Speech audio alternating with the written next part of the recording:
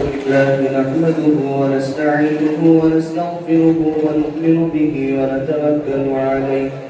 ونعوذ بالله من شرور أنفسنا ومن سيئات أعمالنا من يهده الله فلا مضل له ومن يضلل فلا هادي له ونشهد أن لا إله إلا الله وحده لا شريك له ونشهد أن سيدنا وسندنا وحبيبنا ومولانا وشفيعنا محمد عبده ورسوله أرسله بالحق بشيرا ونذيرا وداعيا إلى الله بإذنه وسراجا منيرا قال الله تبارك وتعالى في القرآن الكريم والفرقان الحميد أعوذ بالله من الشيطان الرجيم بسم الله الرحمن الرحيم إنا نحن نزلنا الذكر وإنا له لحافظون صدق الله العلي العظيم وقال النبي صلى الله عليه وسلم إن الله يرفع بهذا الكتاب أقواما ويضع بها آخرين أو كما قال صلى الله تعالى عليه وسلم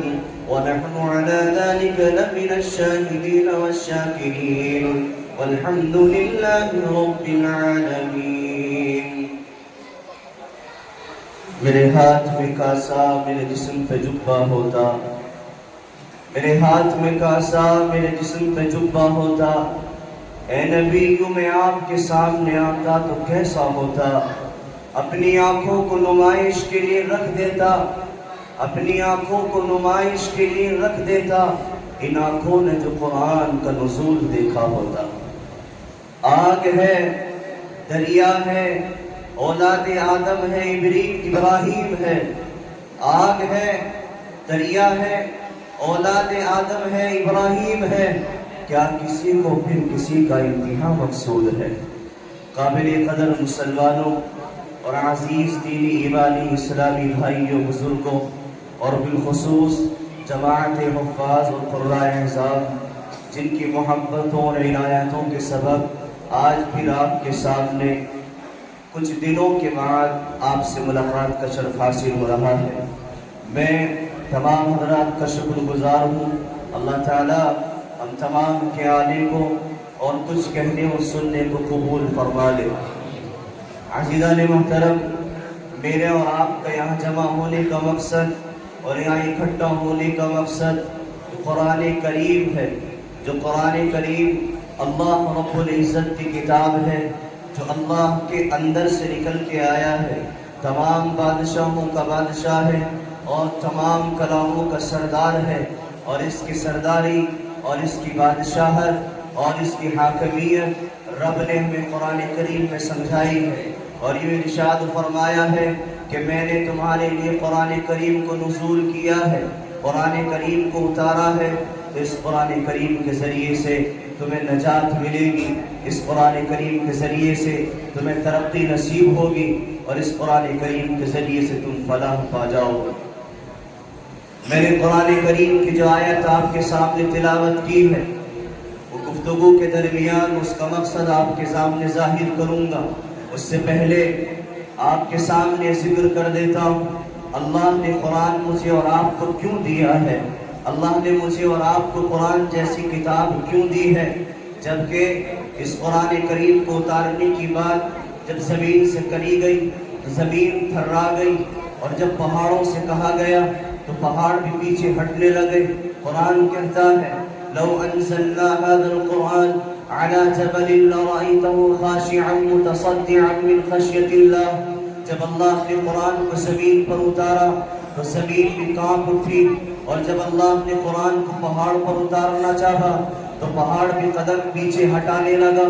درخت بھی جھکنے لگے، اس کا بوجھ اٹھانے سے ہر ایک انسان قاصر رہا۔ دنیا کی تمام تر چیزیں موجودات میں ہوں، یہ تمام جمادات ہوں، یہ نباتات ہوں، ہر ایک انسان کانپ اٹھا، ہر ایک مخلوق کانپ اٹھی،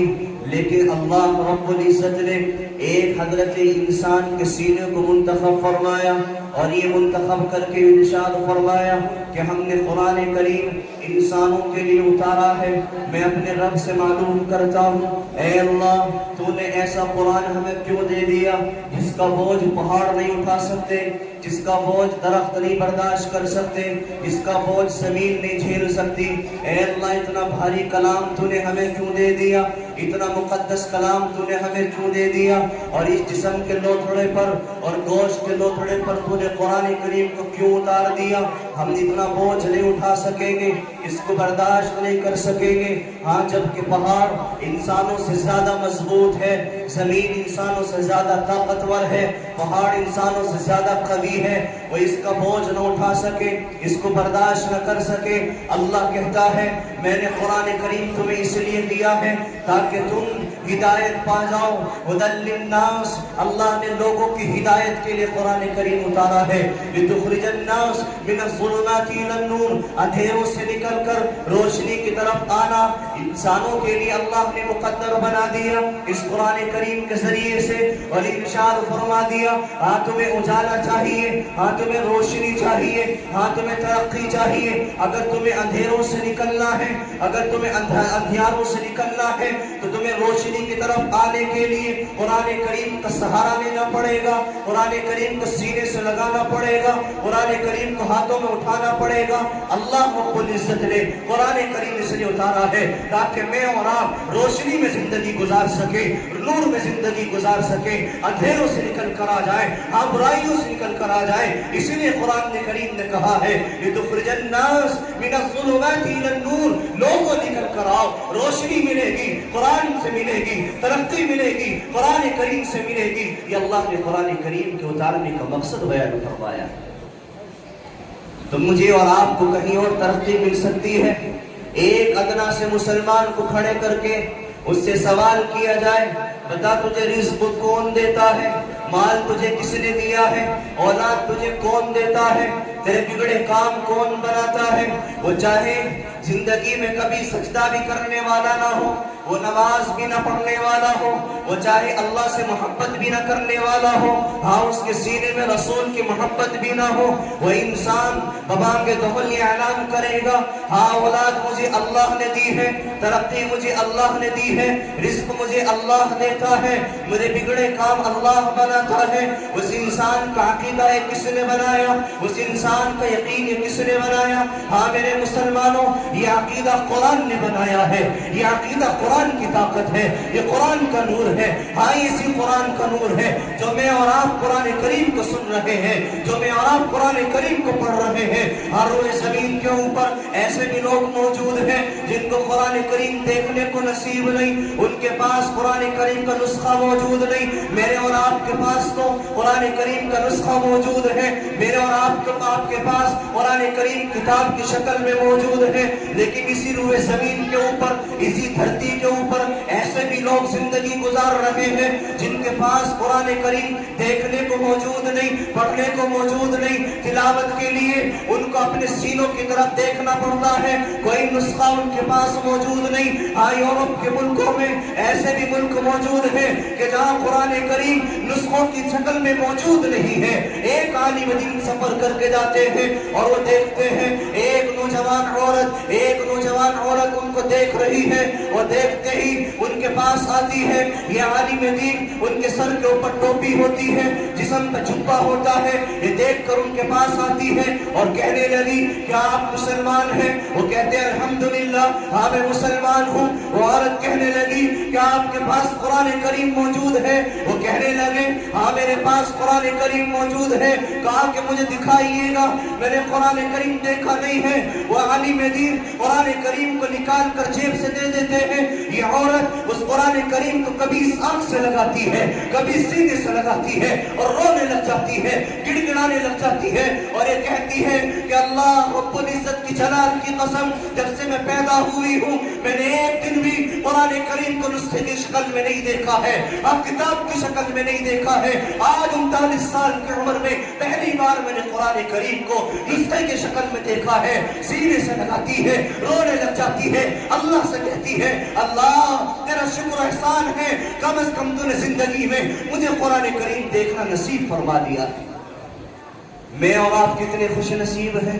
کہ مجھے اور آپ کو اللہ تعالیٰ نے قرآن کریم نسخوں کی شکل میں دے دیا ہے۔ میرے گھر کی الماریوں میں قرآن کریم موجود ہے، میری مسجد کی الماریوں میں قرآن کریم بھرا پڑا ہے، لیکن میرے نوجوانوں کو فرصت کہا کہ وہ قرآن کریم کو پڑھ لیں، اس کو اتنی محبت کہا کہ وہ قرآن کریم کو آ کر دیکھ لیں۔ ہاں میرے نوجوان، میں تجھے بتلاتا ہوں قرآن کریم کو خالص پڑھنا ہی ثواب نہیں بلکہ اس کو دیکھنا بھی ثواب ہے۔ اور روئے زمین پر اللہ نے ایسی چیزیں بھی دیکھی ہیں، اللہ نے ایسی چیزیں بھی رکھی ہیں جن کو دیکھنا ہی ثواب ہے۔ ان میں سے ایک ہے روئے زمین کا سینٹر خانہ کعبہ، جس کو میں اور آپ بیت اللہ کہتے ہیں، جس کے طواف کرنے کے لیے میں اور آپ مچلتے ہیں۔ یہ قرآن کریم اللہ رب العزت نے اتارا ہے، لیکن خانہ کعبہ جس کو میں اور آپ اپنی نظروں کا احترام کے ساتھ دیکھتے ہیں، روئے زمین کا سینٹر ہے۔ آج جو مسلمان خانہ کعبہ کو محبت کی نظروں سے دیکھتا ہے،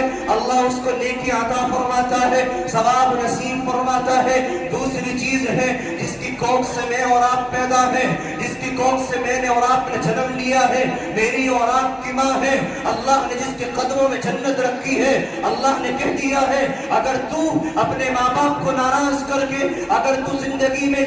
تمام زندگی سجدے کرتے رہے یا حج کرتا رہے، زکوٰۃ دیتا رہے، صدقات دیتا رہے، اگر تیری ماں ناراض ہے، اگر تیرا باپ ناراض ہے، اللہ تیرے صدقات کو منہ پر مار دے گا، اللہ رب العزت تیرے حج کو قبول نہیں کرے گا، اللہ رب العزت تیری نماز کو قبول نہیں کرے گا۔ اس لیے کہ رسول اکرم علیہ السلام نے فرمایا رضا رب رضا الوالد، کہ والدین کی رضامندی میں اللہ کی رضامندی ہے۔ ہاں میرے عزیزوں، اس ماں کو دیکھنا بھی ثواب ہے، اس ماں کے چہرے کو دیکھنا بھی ثواب ہے۔ تیسری چیز ہے میرے اور آپ کے پاس جو اللہ نے قرآن کریم دیا اور یہ کتاب کی شکل میں موجود ہے، اس کو دیکھنا بھی ثواب ہے۔ میرے عزیزوں، اس کو محبت کی نظروں سے دیکھنا نیکیوں کو بڑھاتا ہے، ثواب عطا فرماتا ہے۔ حضرت عمر کا دور ہے، حضرت عمر رضی اللہ تعالیٰ عنہ روزانہ قرآن کریم کو کھول کر بیٹھ جاتے اور قرآن کریم کو کھول کر کہتے، اپنے سینے سے لگاتے، اپنی آنکھوں سے اس کو چومتے اور اپنے اللہ رب العزت کی جانب نظر کر کے کہتے ھذا کتاب ربی ومنشور ربی، اے یہ میرے رب کا کتاب ہے، یہ میرے رب کا منشور ہے، یہ میرے رب کا قانون ہے۔ اللہ کا کتنا کرم ہے، اس نے مجھے قرآن کریم دیا ہے۔ آؤ اللہ کا کتنا فضل ہے، اس نے مجھے جانوروں کی زندگی سے نکال کر انسانوں کی زندگی میں شامل فرمایا ہے۔ حضرت عمر کا یہ عمل ہمارے لیے نمونہ ہے کہ قرآن کریم کو دیکھنا کتنا بڑا ثواب کا کام۔ میرے عزیزوں، قرآن کریم کے ذریعے سے اللہ رب العزت نے لاکھوں لوگوں کی زندگیوں کو تبدیل کیا۔ میں اور آپ بیٹھے ہیں یہاں قرآن کریم کی وجہ سے بیٹھے ہیں۔ خدا کی قسم اگر قرآن کریم موجود نہ ہوتا نہ تم یہاں اس طرح بیٹھے ہوتے اور نہ میں قرآن کریم کے اوپر گفتگو کر رہا ہوتا، بلکہ میں اور آپ نہ جانے کہاں زندگی گزار رہے ہوتے، کن اندھیری گلیوں میں اپنی زندگی بسر کر رہے ہوتے۔ میرے عزیزوں، یہ قرآن کا مجھ پر آپ پر احسان ہے، ساری دنیا کے اوپر احسان ہے۔ یہ قرآن جس کے پاس آیا اللہ رب العزت نے اس کو معزز بنا دیا۔ یہ قرآن جس کے سینے میں آیا اللہ رب العزت نے اس کو حافظ بنا دیا، اس کا مقام بلند کر دیا۔ ہاں یہ اب ایک عام انسان نہیں رہا بلکہ یہ حافظ قرآن بن گیا، اس کا مقام اللہ کی نظروں میں بڑا اونچا ہو گیا۔ اب یہ حافظ قرآن ہو گیا، اب یہ تمام لوگوں سے جدا ہو گیا، اب اس کے سینے میں قرآن اتر گیا ہے، اب اس کے سینے میں قرآن محفوظ ہو گیا ہے۔ اللہ رب العزت نے قرآن کریم مجھے اور آپ کو دے کر عزتوں سے نوازا ہے، بلندیوں سے نوازا ہے۔ ہاں میرے عزیزوں، جن لوگوں نے گھوڑوں کو چرایا ہے، جانوروں کو جگایا ہے، ان لوگوں کو اللہ نے امام بنا دیا، ان لوگوں کو سردار بنا دیا۔ اسی قرآن کریم کی بدولت، اسی قرآن کریم کی برکت سے، اسی قرآن کریم کے نور سے۔ ہاں میرے عزیزوں، حضرت عمر بن خطاب رضی اللہ اللہ تعالیٰ عنہ ابھی حضرت عمر بن خطاب نہیں تھے، امیر المؤمنین نہیں تھے، امیر قافلہ نہیں تھے، امیر مدینہ نہیں تھے، بلکہ ایک خطاب کے بیٹے حضرت عمر تھے۔ یہ عمر اپنے باپ کے ساتھ مکہ کی آبادی میں، مکہ کی سرزمین پر، مکہ کی وادیوں میں اپنی بکریوں کو چرایا کرتے تھے، اپنے ریوڑوں کو ہانکا کرتے تھے، اور اس وادی کے اندر حضرت عمر رضی اللہ تعالیٰ عنہ دن پر بکریوں کو چراتے رہتے۔ ان کے باپ آتے اور باپ آ کر کہتے عمر تجھ سے کیا ہوگا، تو زندگی گزار بھی نہیں پائے گا، تو کیا کامیاب زندگی گزارے گا، تجھ سے تو بکریاں بھی نہیں چرائے جا رہی ہے۔ ہاں یہی حضرت عمر بن خطاب ہے۔ ایک دن امیر قافلہ ہے، امیر لشکر ہے، امیر مسلمان ہے، امیر مؤمنین ہے، مکہ کی آبادی میں، مکہ کی وادی پر چڑھ کر، مکہ کی پہاڑی پر چڑھ کر اپنے لشکر کے ساتھ آ رہے ہیں۔ ان کا لشکر ان کے ساتھ ہے، مکہ کی زمین تپتی ہوئی ہے، اور اوپر سورج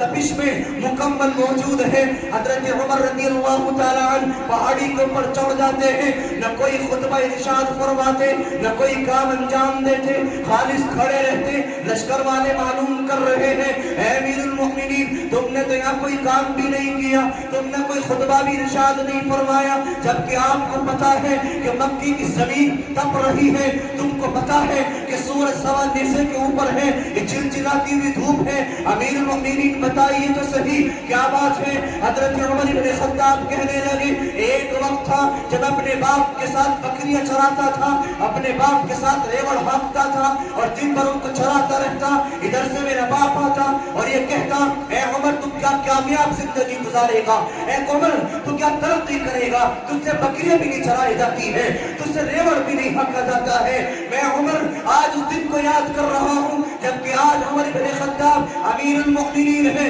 یہ لشکر ہے، یہ بادشاہ وقت ہے۔ حضرت عمر بن خطاب کھڑے ہو کر اس وقت کو یاد کرتے ہیں اور کہتے ہیں جانتے ہو لوگوں مجھے یہ مقام کیسے ملا، مجھے یہ عزت کیسے ملی، مجھے یہ وقار کیسے ملا؟ مجھے یہ وقار قرآن کریم کے ذریعے سے ملا ہے۔ ہاں یہ مجھے وقار اللہ کے نبی کے قدموں میں آنے سے ملا ہے۔ ہاں مجھے وقار قرآن کریم کے دامن میں آنے سے ملا ہے۔ جب تک میں قرآن کریم سے وابستہ نہیں تھا تو مجھے زندگی جینے کا طریقہ نہیں پتا تھا، جب تک میں قرآن کریم سے وابستہ نہیں تھا مجھے قرآن کریم سے وابستگی سے پہلے زندگی جینے کا ہنر نہیں آتا تھا۔ لیکن قرآن آیا، قرآن کو سینے سے لگایا، قرآن پر عمل کیا۔ آج عمر بن خطاب کو اللہ نے بادشاہ بنا دیا۔ آئے ریوڑ چرانے والا اور یہ بکریاں چرانے والا، جس کی معاشرے میں کوئی عزت نہیں، اس کو کوئی سلام نہیں کر رہا ہے، اس کو کوئی پوچھ نہیں رہا ہے، اس کی کوئی تعظیم نہیں کر رہا ہے۔ آج عمر بن خطاب بادشاہوں کا بادشاہ ہے،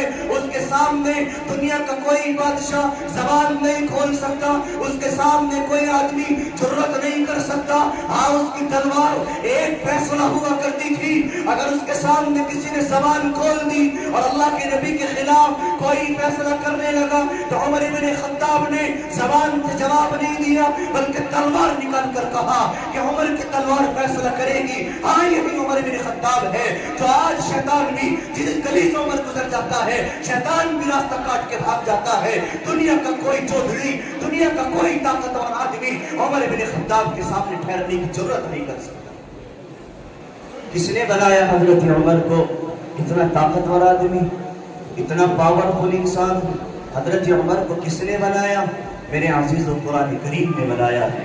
قرآن کریم کی دولت نے بنایا ہے۔ میرے عزیزوں اگر مجھے اور آپ کو بھی طاقتور بننا ہے، مجھے اور آپ کو بھی اگر معزز ترین انسان بننا ہے تو یہ قرآن کریم پڑھنا پڑے گا، قرآن کریم پر ہی عمل کرنا پڑے گا، اور اس قرآن کریم کو سینے سے لگانا پڑے گا۔ اے نوجوان اگر تجھے آج موقع نہیں ہے، اگر تیری زندگی مصروف ہو گئی ہے اور تجھے دنیا کی محبت نے گھیر لیا ہے، ایک وقت آئے گا کہ تجھے قرآن کریم کو سینے سے لگانا پڑے گا، قرآن کریم کو سیکھنا پڑے گا، قرآن کریم کو سر پر رکھ کر یہ کہنا پڑے گا آج سے میری زندگی قرآن کے مطابق چلے گی، میری بہن بیٹیوں کی شادی قرآن کریم کے مطابق ہوگی، میرے گھر کا نظام قرآن کریم کے مطابق گزرے گا۔ ہاں میرے عزیزو، عزت جبھی ملے گی، ترقی جبھی ملے گی، بلندی جبھی ملے گی۔ حضرت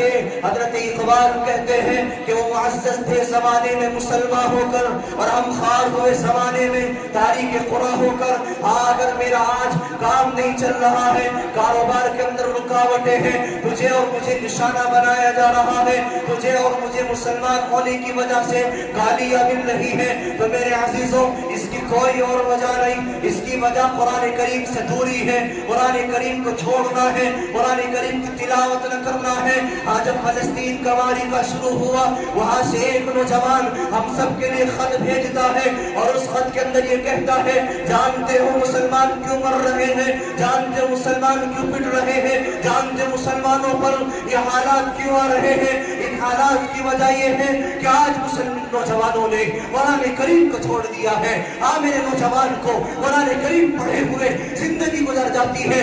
اس کو ایک بار بھی خیال نہیں آتا کہ مجھے قرآن کریم سیکھنا چاہیے، قرآن کریم پڑھنا چاہیے، قرآن کریم پر عمل کرنا چاہیے۔ اتنا تو قرآن کریم پڑھ لوں، اس سے میری نماز ہو جائے، قرآن کریم اتنا تو سیکھ لوں تاکہ میرا باپ پڑھ جائے، اور اپنے باپ کے مرنے کے بعد کم از کم وہ صورتیں جو میں نے پڑھی ہیں ان کو پڑھ کر ایصال ثواب تو کر دوں۔ میرے عزیزوں، بڑا دل دکھتا ہے، دل روتا ہے جب ایک باپ کا انتقال ہو جاتا ہے، اس کا ایک نوجوان بیٹا وہ اگلے دن صبح آتا ہے اور یہ کہتا ہے، امام صاحب، مفتی صاحب، کل کو چلیے اور جا کر قرآن کریم پڑھیے، میرا باپ چلا گیا ہے، میرا باپ قبر کے اندر سو رہا ہے، اس کو قرآن کریم پڑھ کر بخشنا ہے، ایصال ثواب کرنا ہے۔ دل روتا ہے، کاش تو اس قابل ہوتا، کاش تیرا باپ اس قابل بنا کر جاتا کہ تو قرآن کریم کو پڑھتا، آج مجھے بلانے کی ضرورت نہ پڑتی، بلکہ قبر پہ جا کر تو خود قرآن کریم کو کھولتا اور پورا قرآن کریم پڑھ کر اپنے باپ کے لیے سارے ثواب کرتا۔ میرا باپ، یہ میرا باپ جس نے ساری زندگی اس اولاد کی خاطر قربان کر دی، ہڈیوں کو کمزور کر دیا، اپنی طاقت کو خرچ کر دیا، اس نے نہ دن دیکھی نہ رات دیکھی، اور اس نے نہ دھوپ کا خیال کیا نہ برسات کا خیال کیا، اس اولاد کی خاطر تمام تر چیزیں قربان کر دی، اور قربان کرنے کے بعد یہی اولاد مقابلہ کرتی ہے اور یہ کہتی ہے، باپ تو نے میری خاطر کیا کیا ہے؟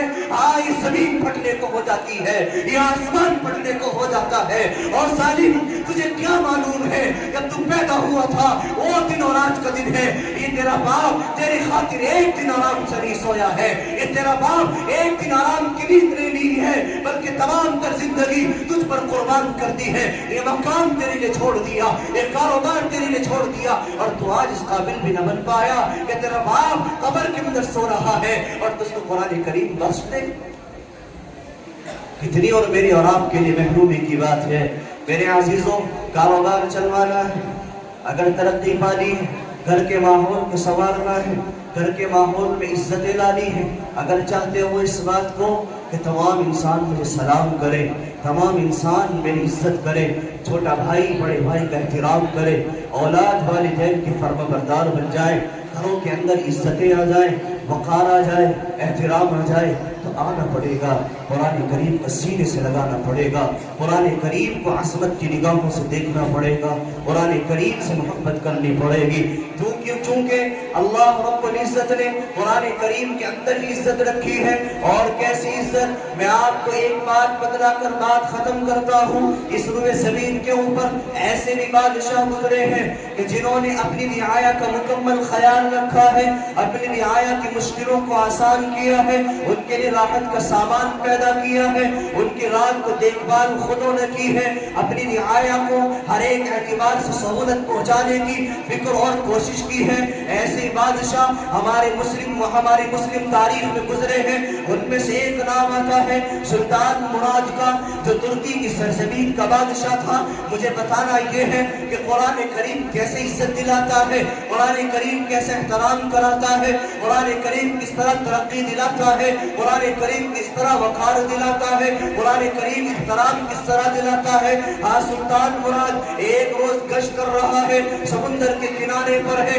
سمندر کے کنارے پر جا کر دیکھتا ہے ایک انسان کی لاش پڑی ہوئی ہے، ایک مردہ پڑا ہوا ہے۔ اس کو جا کر دیکھا کہ وہ ایک انسان پڑا ہوا ہے، اس کی شناخت کرائی گئی، بستی میں کون انسان ہے، لوگوں نے بتلایا سلطان سے، بادشاہ سلامت یہ انسان جواری ہے، یہ انسان بادشاہ وقت کا مخالف ہے، یہ انسان سٹاری ہے، یہ انسان زانی ہے، یہ انسان غلط کام کرنے والا ہے۔ مسلم برادری کے تمام لوگ اس انسان کی بے عزتی کرنے پر تل گئے، ہر ایک انسان نے اس کی برائی کی۔ سلطان مراد نے کہا اس کے گھر لے کر چلو۔ سلطان مراد اپنا لبادہ اوڑھ کر نہیں آیا تھا، اپنی پہچان چھپا کر آیا تھا اور اپنے آپ کو عام انسانوں کی شکل میں موجود کیا تھا۔ سلطان مراد اس انسان کے ساتھ، اس مردے کے ساتھ اس کے گھر جاتا ہے، جا کر اس کے گھر پر اس انسان کو رکھ دیا جاتا ہے۔ اس کی بیوی روتی ہے، بل بلاتی ہے اور بل بلا کر یہ کہتی ہے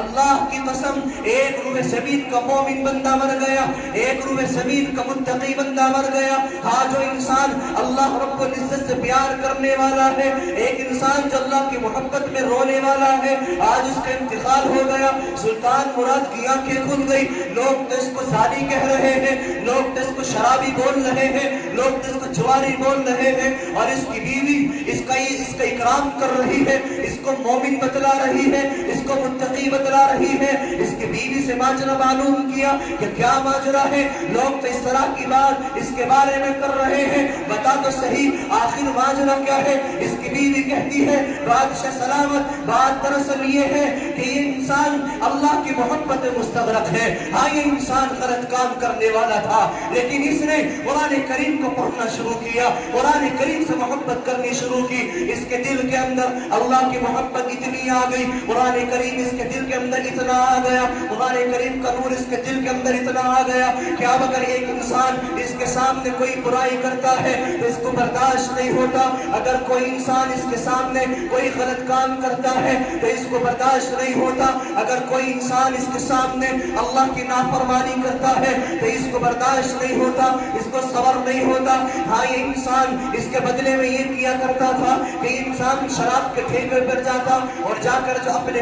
جیب میں پیسے ہوا کرتے ان کی شراب خریدتا اور اس شراب کو خرید کر نالی میں بہا دیا کرتا اور گھر پہ آ کر اللہ کے سامنے سجدے میں گر جاتا اور اللہ سے کہتا اللہ تیرا شکر احسان ہے، کم از کم تو نے مجھے اتنی دولت نصیب کی ہے کہ جس کے صدقے میں، جس کے بدولت میں نے ایک شراب کو خرید کر تیرے ایک بندے کو شراب پینے سے بچا لیا ہے۔ اسی طریقے سے یہ آدمی زناکاروں کے اڈے پر جاتا اور وہاں جا کر پوری رات بھر کے پیسے دیتا اور اس بہن سے کہتا بہنا آج میں تجھے کچھ کہنے نہیں آیا ہوں بلکہ میں تیری عزت کی حفاظت کرنے والا ہوں، میں تیرے احترام کرنے والا ہوں، تجھے سلامتی دینے کے لیے آیا ہوں اور تجھے اللہ سے ملانے کے لیے آیا ہوں۔ ہاں میرے نوجوان، یہ ہمارے مسلم لوگ تھے، یہ اللہ کے پیارے بندے تھے جو اپنی بہنوں کی عزت کیا کرتے تھے، جو اپنے بہنوں کی دوپٹوں کی حفاظت کیا کرتے تھے۔ ہاں غلط نظر سے نہیں دیکھتے تھے، ان کو غلط نگاہ اٹھا کر نہیں دیکھتے تھے، اور یہ انسان رات کو جا کر پورے رات بھر کے پیسے دے کر اس گھر کی کنڈی لگا کر باہر مصلی بچھا کر اللہ سے دعا کیا کرتا تھا اور یہ کہا کرتا تھا اللہ تو نے مجھے اتنے پیسے دیے، آج میرے تیری ایک بندی کو گناہ کرنے سے بچا لیا ہے، اللہ اس کی زندگی بدل دینا، اس کے دل کو نورانی کر دینا، اس کے دل میں اپنی محبت پیدا کر دینا۔ باری تعالیٰ اب تیرے ذمہ یہ بندی ہے۔ یہ انسان جب شام صبح کو نکل کر آتا تو لوگ اس کو شراب خانے سے نکلتے ہوئے دیکھتے، زناکاروں کے اڈوں سے نکلتے ہوئے دیکھتے تو لوگوں نے تہمت لگانی شروع کر دی، یہ انسان زانی ہے، یہ انسان شرابی ہے اور یہ انسان بدکار ہے۔ لیکن میں گواہی دیتی ہوں، بیوی نے کہا اللہ کی قسم یہ اللہ رب العزت کا مرد مجاہد بندہ ہے، یہ مومن بندہ ہے، اللہ سے محبت کرنے والا ہے۔ سلطان مراد کہنے لگا اس کی کوئی آخری فرمائش ہو، اس کی کوئی آخری اچھا ہو تو وہ بتا دیجئے۔ بیوی کہنے لگی کہ میں اس کو سمجھایا کرتی تھی لوگ تمہیں برا بھلا کہتے ہیں، لوگ تمہاری طرف انگلیاں اٹھاتے ہیں، آپ اس کام کو چھوڑ دیجئے۔ لیکن یہ انسان کہا کرتا تھا اے میری بیوی دیکھنا ایک وقت آئے گا مجھے اللہ ایسی موت نصیب فرمائے گا کہ میرا جنازہ بادشاہ وقت پڑھائے گا اور میرے جنازے میں مقتدی شہر کے تمام علماء کرام ہوں گے، اور تمام متقی لوگ ہوں گے، اور تمام نیک لوگ ہوں گے، اور تمام صلحاء ہوں گے۔ اللہ کی قسم سلطان مراد توڑا پٹھا بادشاہ وقت نے حکم دیا آج شہر کے اندر منادی کرا دو۔ آج اس کو لوگ شرابی سمجھ رہے تھے، جس کو ثانی سمجھ رہے تھے، قرآن اس کے سینے میں آیا، قرآن سے اس نے محبت کی، اللہ نے کس مقام تک پہنچا دیا کہ آج اس کا جنازہ بادشاہ وقت پڑھا رہا ہے، اور اس کے جنازے میں مقتدی انبیاء کے وارثین، انبیاء کے نام لیوا، اللہ رب العزت کے، اللہ کے رسول علیہ السلام کے نائب علماء کرام اس کے جنازے کی نماز پڑھ رہے ہیں۔ اگر میں اور آپ قرآن کو سینے سے لگائیں گے اور میرا نوجوان قرآن کو پڑھے گا، انشاءاللہ معاشرے میں عزت ملے گی، ہر ایک انسان سلام کرے گا، ہر ایک انسان احترام کرے گا، ہر ایک انسان وقار کی نظروں سے دیکھے گا۔ اس لیے میرے عزیزوں، آج کی گفتگو کا مقصد اور ان باتوں کا مقصد صرف آپ کو پیغام دینا ہے، آپ کے سینوں کو جھنجھوڑ کر یہ بات کہنی ہے، نوجوانوں آپ اپنی زندگی کو گزار تو رہے ہو، لیکن آج وقت ہے تمہاری جوانی کے خرچ کرنے کا، آج تمہارے لیے وقت ہے کہ اللہ رب العزت چھانٹ رہا ہے وہ نوجوان کہاں ہے جو قاسم کی طرح اپنے بہنوں کی عزت کی حفاظت کرے، آؤ قاسم کی طرح اپنے بہن کی پکار پر لبیک کہے، وہ نوجوان کہاں ہے جو ٹیپو کی طرح اڑ کر آئے اور صلاح الدین ایوبی کی طرح چیتے کی طرح ظالموں پر ٹوٹ پڑے اور ایک انسان اعلان کرے اے بہنا آج سے تو باج نہیں ہے اور تیرا کوئی بھائی نہیں ہے، ایسا ہرگز نہیں ہوگا، آج محمد بن قاسم بن کر میں تیری حفاظت کرنے کے لیے گیا ہوں، آج صلاح الدین ایوبی کی طرح میں تیرے دوپٹے کی حفاظت کروں گا، آج ٹیپو کی طرح میں تیرا بیٹا بن کر تمام ظالم دشمنوں کے دانت توڑ دوں گا۔ خدا کی قسم فلسطین کے مسلمان آج میرے اور آپ کے لیے امتحان کا وقت ہے، ہر ایک دن ہمیں گواہی بنا کر ہمیں پکار کر کہہ رہا ہے، ہاں ایک ماں ایک پکار کر کہہ رہی ہے کہاں ہے اپنی عائشہ کی روحانی اولادیں، اور کہاں ہے محمد بن قاسم کے لڑکے، اور کہاں ہے خالد بن ولید کی روحانی پشتیں، کہ کون ہے آج محمد بن قاسم کی طرح آئے اور اللہ کے نبی کے ان وارثین کی حفاظت کرے، اللہ کے نبی کی امتیوں کی حفاظت بن کر یہ کہے ڈھال میں بنوں گا، تیر میں کھاؤں گا، زخم میں برداشت کروں گا، لیکن انشاءاللہ تیری عزت کی حفاظت میں کروں گا، تیرا بیٹا آج سے میں ہوں، تیرا بھائی آج سے میں ہوں، یہ آج پکار کر کہہ رہے ہیں۔ نوجوانوں آؤ نکل کر آؤ اللہ کے رسول علیہ السلام کی خاطر قرآن کو پڑھو، اپنے امام صاحب سے پڑھو، 24 گھنٹے کی زندگی میں 1 گھنٹہ اپنے امام صاحب کو دے دو، اپنے قاری صاحب کو دے دو اور قرآن کریم کو پڑھو، اور انشاءاللہ العزیز قرآن کریم کو سمجھو گے، سورہ انفال کو سمجھو گے، ہاں انشاءاللہ پھر وقت آئے گا انہی ممبروں سے بیٹھ کر کہیں گے نکلو نوجوانوں، وقت آ گیا ہے، سجدے میں گرنے کا وقت نہیں ہے، عبادت کرنے کا وقت نہیں ہے، دعائیں مانگنے کا وقت نہیں ہے، بلکہ آج وقت آ گیا ہے کہ تمہاری جوانی چاہیے، تمہاری طاقت چاہیے، اللہ نے بازو تمہیں دیے تھے وہ آج تمہاری ضرورت پڑ رہی ہے، انشاءاللہ پھر ہم انہی ممبروں سے اعلان کریں گے اور تم لبیک کہتے ہوئے نکل پڑو گے انشاءاللہ کریں گے انشاءاللہ، قرآن کریم پڑھیں گے انشاءاللہ، ایک انسان پڑھے گا نا۔ اللہ رب العزت سے میں دعا کرتا ہوں جن لوگوں نے ہاتھ اٹھائے ہیں باری تعالیٰ ان کے ہاتھوں کو قبول فرما دے، تمام لوگوں کو اللہ قرآن کی محبت نصیب فرما دے، قرآن سے تعلق نصیب فرما دے، انشاءاللہ نورانیت اسی ملے گی، ترقی اسی سے ملے گی۔ قرآن کریم پڑھو گے، ہاں انشاءاللہ جب صبح کو تم دکان پر جا کر سورہ یاسین کی تلاوت کرو گے، تمہارے رزق پر آنے والی مصیبت ختم ہو جائے گی، تمہارے گھروں میں اللہ برکت نصیب فرما دے گا۔ اللہ تعالیٰ مجھے اور آپ کو عمل کی توفیق نصیب فرمائے۔ وآخر دعوانا الحمدللہ رب العالمین۔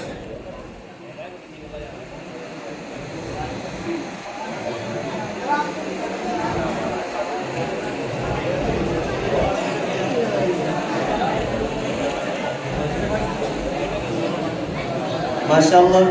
بھئی قرآن کریم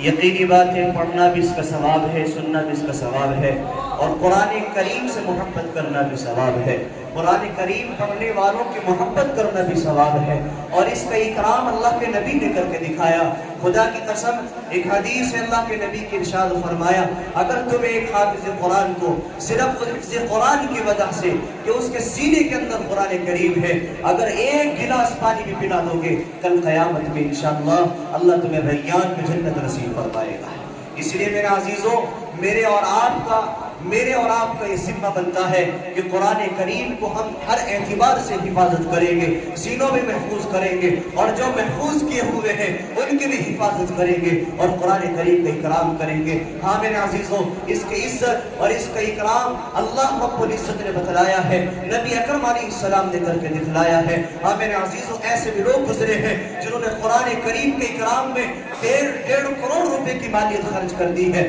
ایسے بھی لوگ گزرے ہیں جنہوں نے قرآن کریم عزت میں، قرآن کریم کے احترام میں اور قرآن کریم کے احترام، قرآن کریم پڑھنے والوں کے احترام میں 4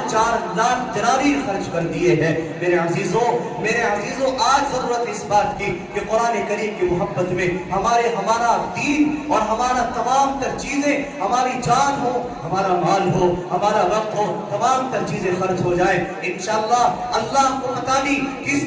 انسان کا دیا ہوا اور کس جگہ کا قدم اٹھائے وہ قبول ہو جائے، اور اللہ رب العزت ہمارے اللہ مغفرت آسان کر دے۔ اس لیے میرا کوئی نوجوان کھڑا ہو کر یہ اعلان کرے کہ میں نے قرآن کریم کے احترام میں ہدیے کے طور پر، بطور ہدیہ قرآن کریم کے احترام میں اور قرآن کریم کے لیے میں نے اتنے پیسے حافظ قرآن کو دیے ہیں۔